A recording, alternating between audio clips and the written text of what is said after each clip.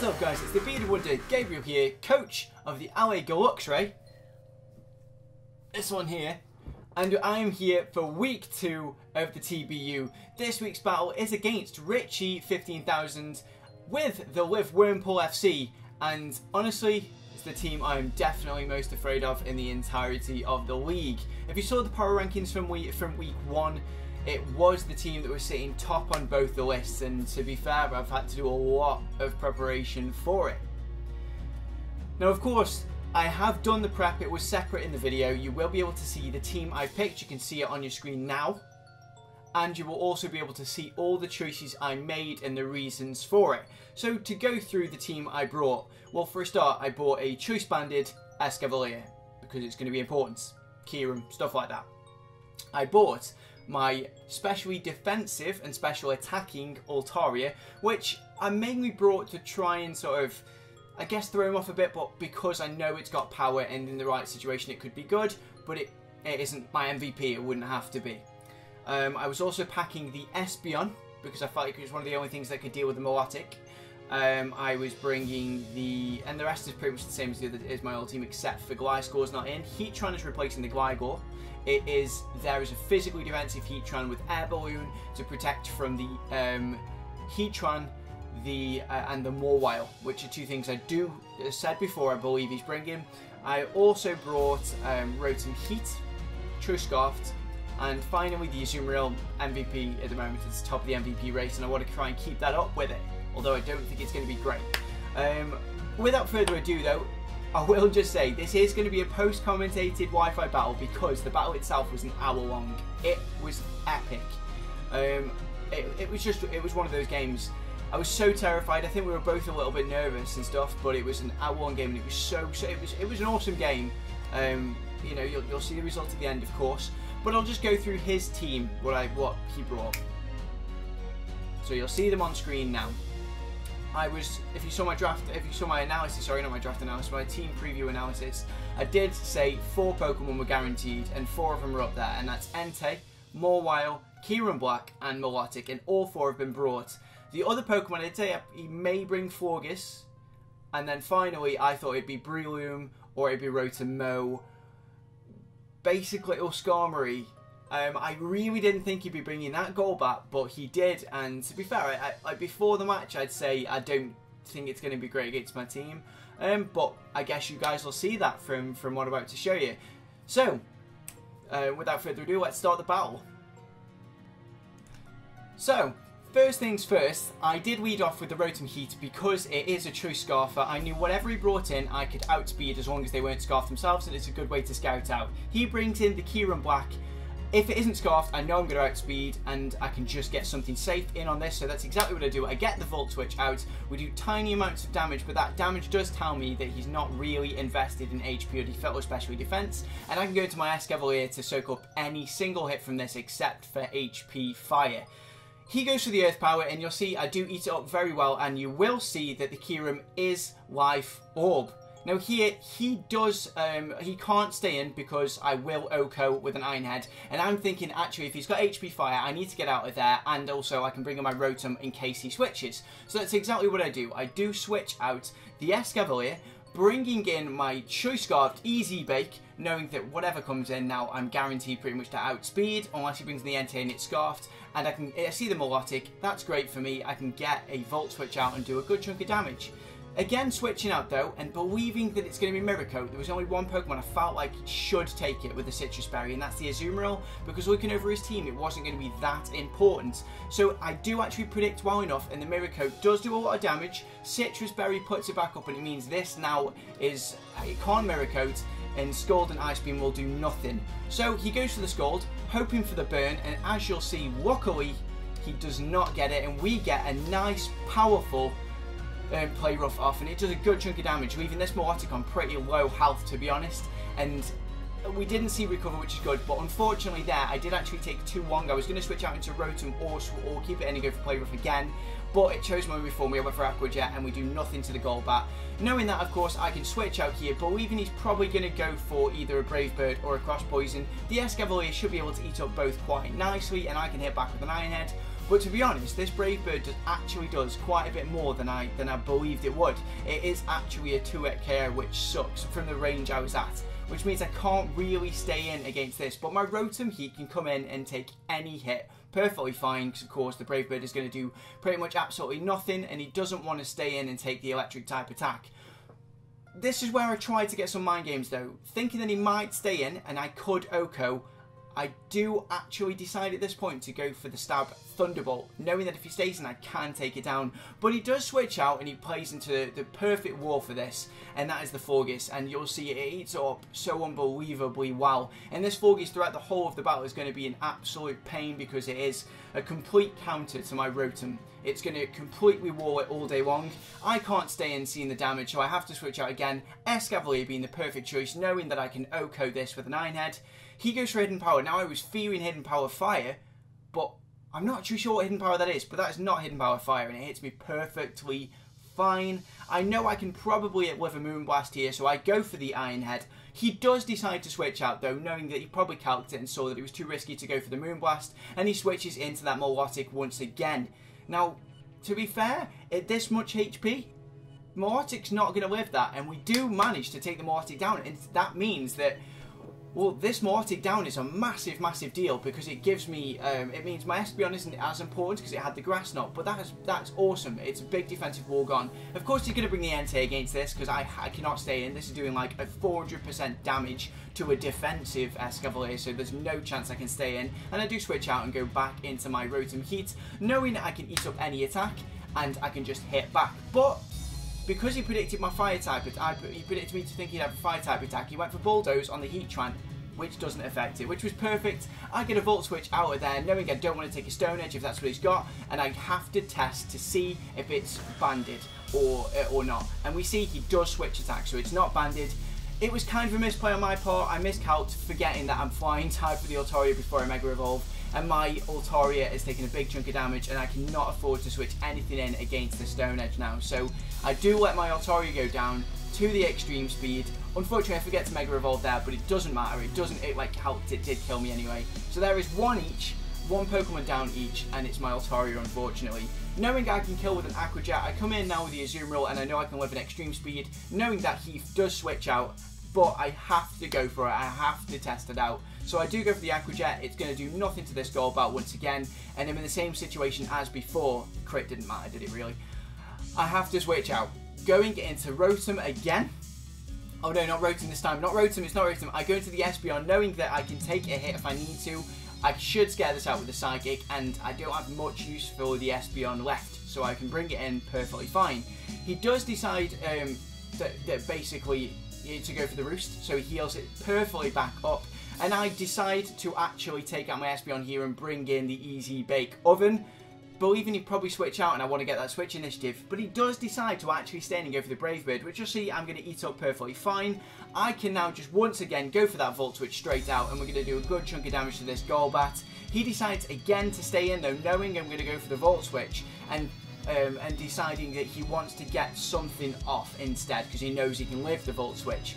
My Espeon comes back in, he goes for the Roost to try and get his HP back up, and I'm in the same situation as before, except this time I'm thinking, do I go for Psychic or do I predict him to switch out here? And I thought, to be honest, he's probably going to switch out. So I went, instead of the Psychic, I went for the Wish, and he brings his Mawile in to take the Psychic attack, which he would have eaten up all day long, but I don't go for that. This is where Grey with Wish has actually been perfect. It was great in the last battle, and it is good in this one. We get a Wish off. I know I can switch into my counter for this, which is the Rotom-H. Bring in the Rotom-H, getting that back up to full health, and knowing I can take any attack. It's close. He does Mega Evolve, and I know that percentage-wise I will live pretty much any attack, and he does go for that unbelievable stab. Pure power, huge power, play rough, and you'll see where it leaves my Rotom. We survive on 4 HP. Now, that's so unbelievably important. I've gained all my health back now, well, 50% of it. I know I can take any hit, and I know he's going to go for Sucker Punch. I can get the Will-O-Wisp off, and he could not have predicted that, because he wouldn't go on for Sucker Punch, obviously, and I know this is now crippled. Because of that, though, because I know he will bring, because he's got the Forgus, it's going to be Aromatherapy, I do decide to switch out, predicting to go into it. And the reason I went into my Grey, as you'll see there, is because I didn't think Escavalier, I didn't want to bring it in because it was probably in the range to die from a Moonblast. just about, but my Espeon can get off a wish to that Escavalier, which will be ridiculously important because the Escavalier is going to be good against Kyurem and it's going to be good against Florges. Knowing that he's going to go for the Aromatherapy, there is the wish to set it up. He goes for, of course, the Aromatherapy, which you'll see there. He's going to get rid of that burn on the Mawile, which kind of sucks now he's suspecting it. But even so, it meant his Mawile, it meant he did have to switch. And if I've got some sort of initiative, kind of guessing and knowing how he's going to play. So in this situation now, I'm thinking, okay, I can't really switch into the Escavalier directly here. So I go into my Easy Bake Oven, knowing once again I can eat up any attack. And I want to get my Rotom up to full health because, of course, it's an important Pokemon. He predicted me to go into the Escavalier though, and that's another reason why I did have to actually choose the Rotom, because I couldn't bring myself to bring the Escavalier, and knowing Entei was probably going to come in. So again, I get a nice little 33% pretty much attack off, Volt Switch on this Entei, do some more damage, and I'm switching out once again back into Grey, knowing I can take any hit and that I should be able to outspeed. Now he goes to the Stone Edge, it is a 2-hit KO. This is where the plays are real though.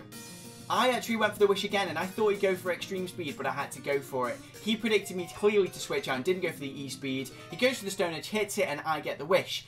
Knowing that, this leaves me in the most perfect position, and I do think that was one of the only bad plays Richie had during the game, was not going for the E-Speed then. I bring in the Rotom, knowing I can now scare this thing out, knowing I'm going to kill it with a Volt Switch. He can bring anything in against it, and the Florges will take a little bit of damage. I get the perfect chance to switch out, bring in the Escavalier on the Florges, and get that back up some unbelievable, like 50% extra health, and this thing is back in fighting range once again to take on this Florges, and that's exactly what happens. We get off the roost, and it's beautiful. Look at it, it's green HP once more. Now we know he's not going to stay in against this Escavalier, and I have an abundance of attacks I can go for, even though it's choice. So I decide, you know what, let's fire off that unbelievably powerful knockoff. I do believe at this point I'm going to wait and see, because I think it was Iron... Yeah, okay, no I didn't. I went for the Iron Head thinking, okay, I might as well pack that.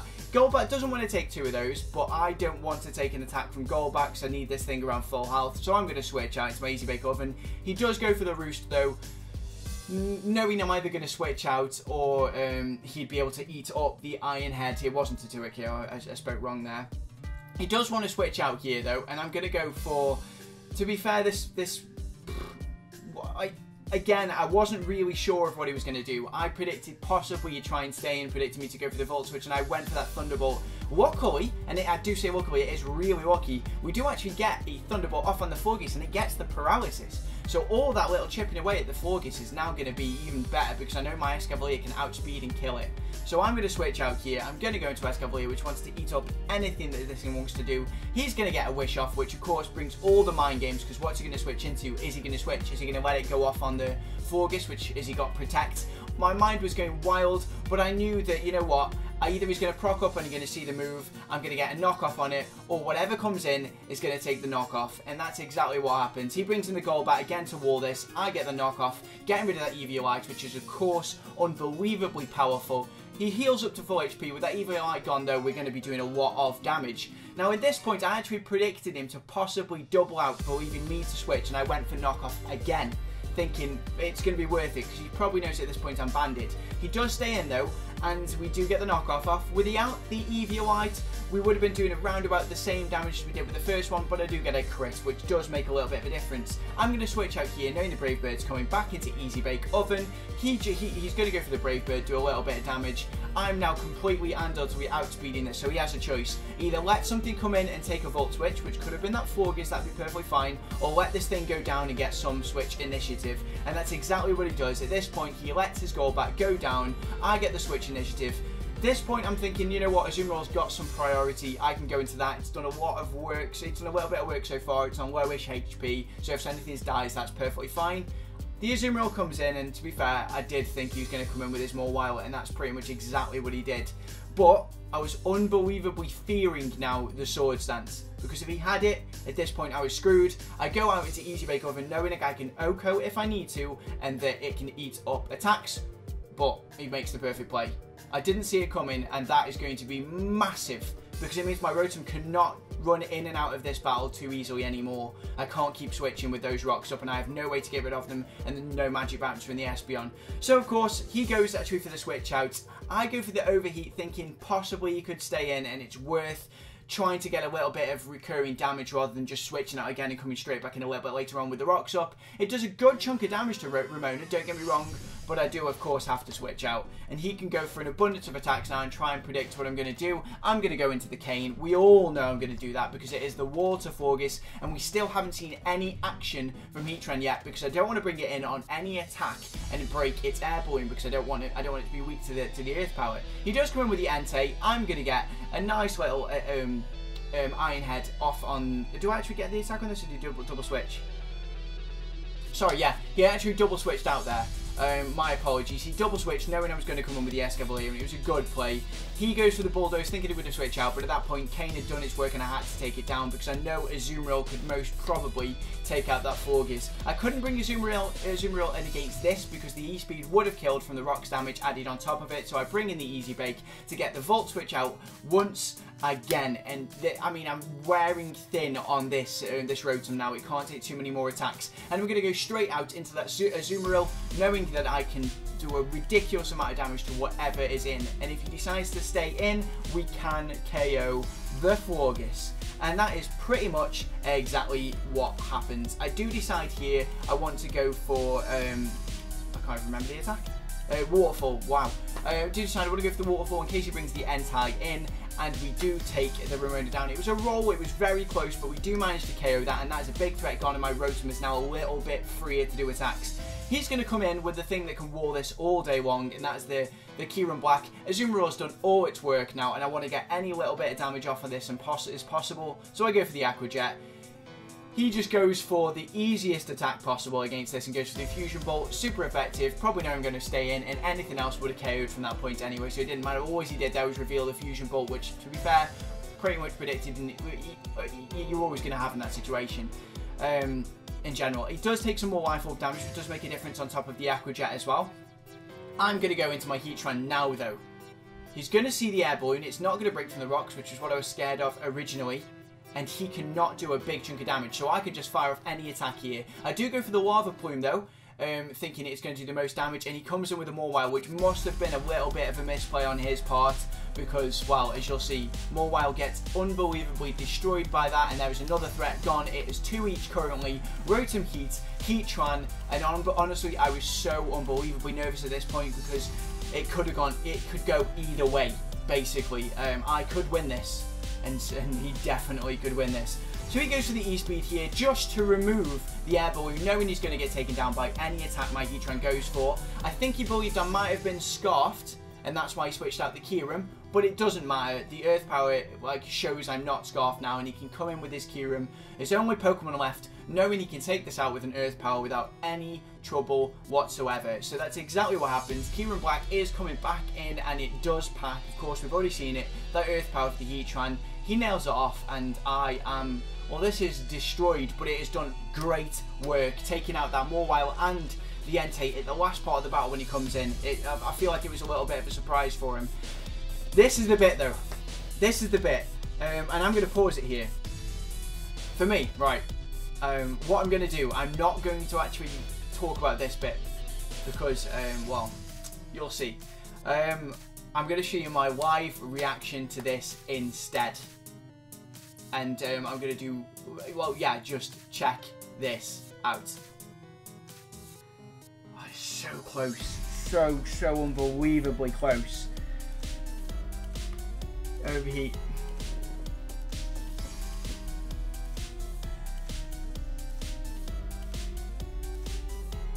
This is it. This is the move. If I can KO with this, it's over. Obviously. Come on, Rotom, do it, please, please, please. Get in! Come on! Yes! Fuck! No way did I think that'd happen. Holy crap!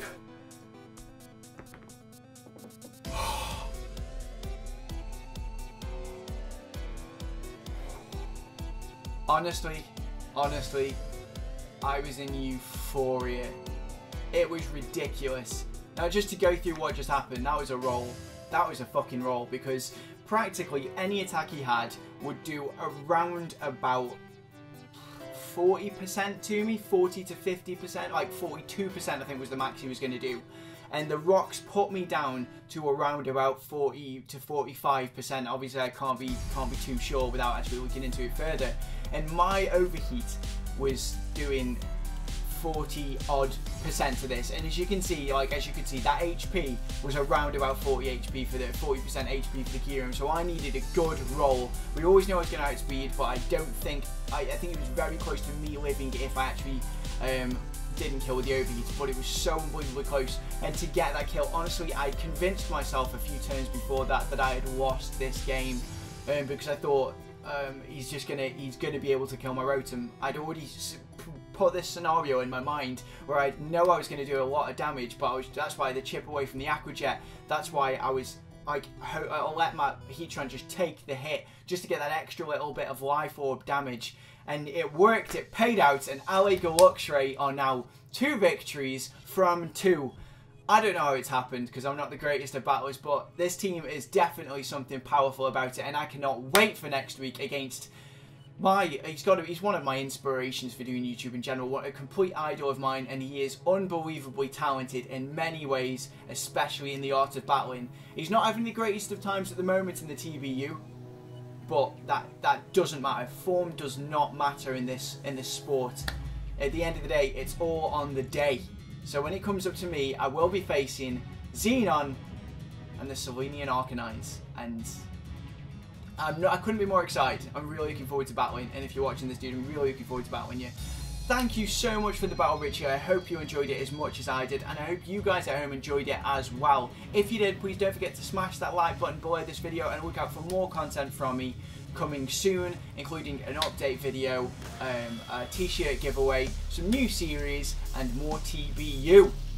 Above all that though, guys, have yourselves a damn fine day. I am freaking loving life, and I hope you are too.